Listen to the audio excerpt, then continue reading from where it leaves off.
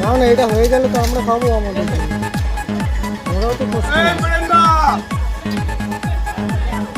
সত্যি কথা বলছি,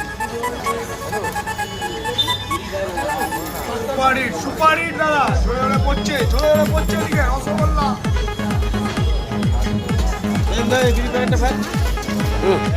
ভালো রই দাদা, ভালো রুই দিদি, ভালো রুই কাটা বলুন 500 করে বলুন।